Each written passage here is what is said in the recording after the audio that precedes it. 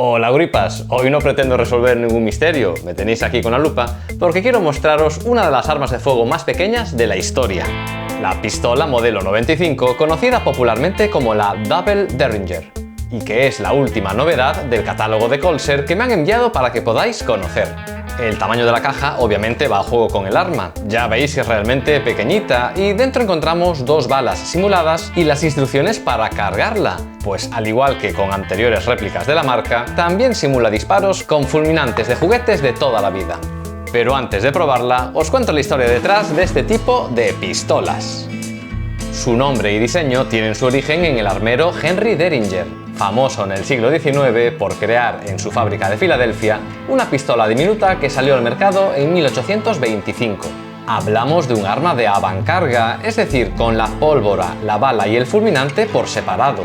Y aunque fueron creadas para defensa personal, su leyenda comenzó en 1865 tras su uso en el magnicidio del presidente Abraham Lincoln. Esto disparó, nunca mejor dicho, el interés de diferentes fabricantes por lanzar al mercado pistolas diminutas en los calibres más pequeño posible, y que curiosamente decidieron bautizarlas con el nombre de Derringer, aunque debido a un error ortográfico en el informe del magnicidio de Lincoln, todas estas pistolas pasaron a ser conocidas como Derringer, escrito erróneamente con doble R. Una de las empresas que se sumaron a esta moda fue la famosa Remington, que en 1866, al año de acabar la Guerra Civil Americana, revolucionó el mercado con un modelo de dos cañones superpuestos y por lo tanto el doble de munición, pero sin renunciar al tamaño compacto. De hecho, ya veis que cabe en la palma de una mano.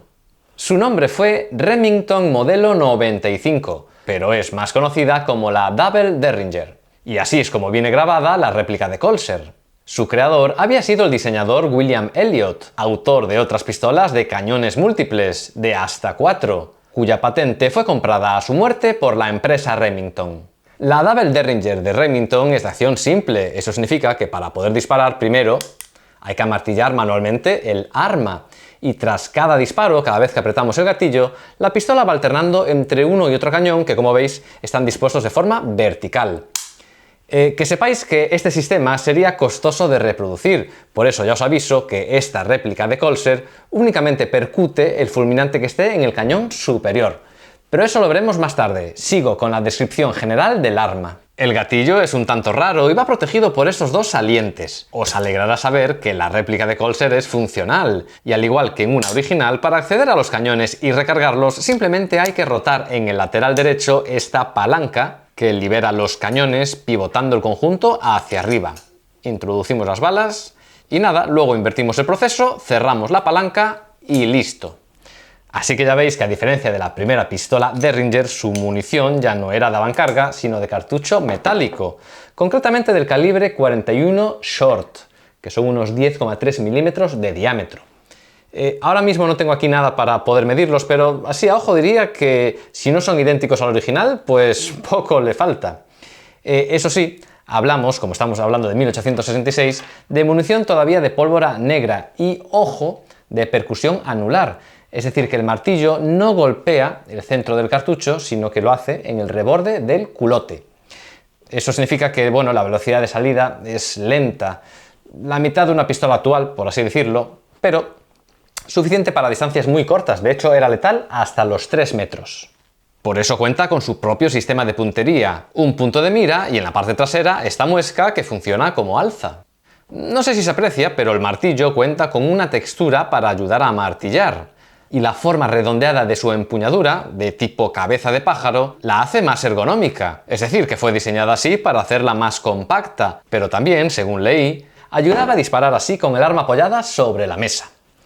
Antes, hablando sobre la recarga, me quedó un detalle atrás, y es que cuando se abren los cañones, se acciona un extractor que expulsa las vainas vacías. La Colser no tiene este mecanismo, aunque bueno, simplemente caen los cartuchos cuando lo ponemos del revés. Tampoco lo tenía el primer modelo de la Double Derringer, porque no lo comenté, pero llegó a existir hasta 4 actualizaciones del mecanismo interno y también del tipo de cartucho empleado, pues con el tiempo llegó a aceptar munición moderna. Pero siempre manteniendo la idea de un arma compacta, fácil de esconder y transportar sin que se note. De hecho, parte de su éxito comercial fue ofrecerla como un arma femenina de defensa personal, fácil de esconder en cualquier tipo de prenda. aunque en la cultura popular, gracias al cine, ha pasado a la historia como la protagonista de numerosas rencillas en el oeste americano. Por poneros solo un ejemplo, en la tercera parte de la película Regreso al futuro, cuando Tannen llega a la fiesta, el sheriff le obliga a entregar las armas. Pero a continuación vemos que escondida en el sombrero llevaba una pistola Derringer. Aunque en este caso se trata de otro ejemplar, el modelo Iver Johnson Eclipse Derringer, de una sola bala, por cierto. Pero por suerte para Doc, Marty es tan hábil con el frisbee como con el monopatín.